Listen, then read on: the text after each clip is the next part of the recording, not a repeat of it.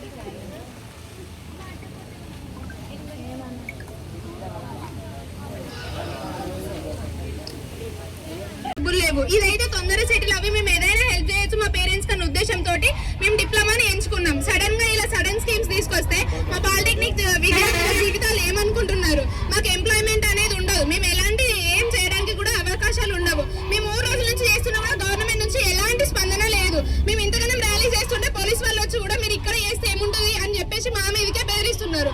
మాకు సాయం చేసేది పోయి మమ్మల్ని మా మీదకే రివర్స్ అవుతున్నారు. మేము ఎంతగానో చేసినా కూడా మా పాలిటెక్నిక్ స్టూడెంట్స్ శక్తి స్కీమ్ ని జీవో 97 రద్దు చేయాలని మేము ఎంతగానో కోరుకుంటున్నాం. కానీ అయినా కూడా ఈ గవర్నమెంట్ నుంచి 3 రోజుల నుంచి చేస్తున్నా ఎలాంటి స్పందన లేదు. ఇప్పటికైనా గవర్నమెంట్ దీన్ని గుర్తిస్తారని అనుకుంటున్నాం. ఒకవేళ జీవో 97 కనుక రద్దు చేయకపోతే మేము అసెంబ్లీని కూడా ముట్టడి చేయడానికి సిద్ధంగా ఉన్నాం. ఈ ర్యాలీని ఇలానే కొనసాగించుకుంటాం. సీఎం రేవంత్ రెడ్డి దీన్ని మరి చూసి మరి మాకు ఏదో ఒక సాయం చేస్తారని మేము అనుకుంటున్నాం. విద్యాశాఖ మంత్రిగా విద్యార్థుల జీవితాలతో చెలగాటలు ఆడుకుంటే మా జీవితాలు మా భవిష్యత్తు తరాలు ఏం కావాలి? మా పేరెంట్స్ ఎంతగానో ఆశలు పెట్టుకుంటే మా మీద మా జీవితాలు మధ్యలో ఇలా ఎటు కాకుండా మధ్యాలకు వచ్చిన తర్వాతకి ఇట్లా సడన్ స్కీమ్స్ ఇస్తే మేము ఏం అనుకోవాలి? దీనిపైన గట్టి చర్యలు తీసుకోవాలని కోరుకుంటున్నాను.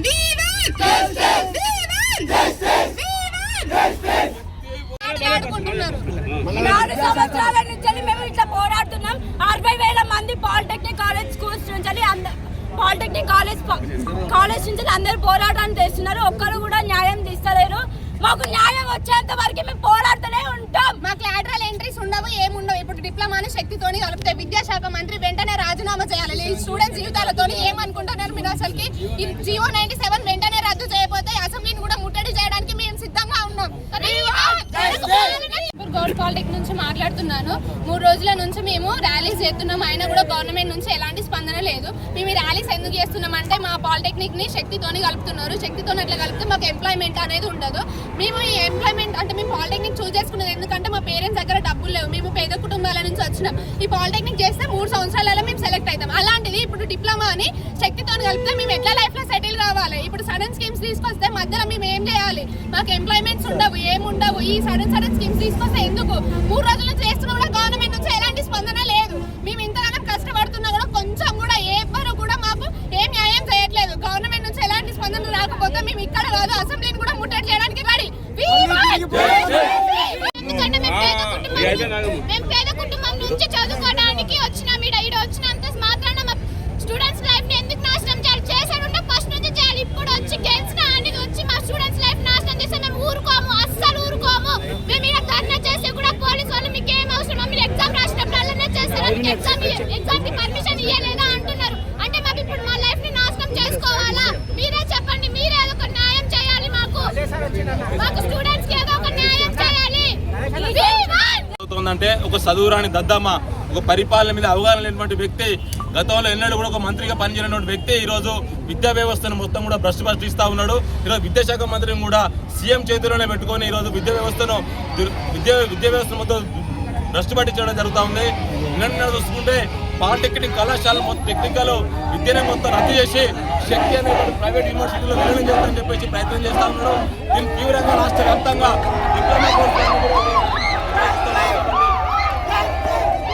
విద్యార్థుల వరం అతి తక్కువ సమయంలోనే మళ్ళీ విద్యను పూర్తి చేసుకొని ఉద్యోగ అవకాశాలు పొందేటువంటి కోర్సు పాలిటెక్నిక్ విద్యా కోర్సు.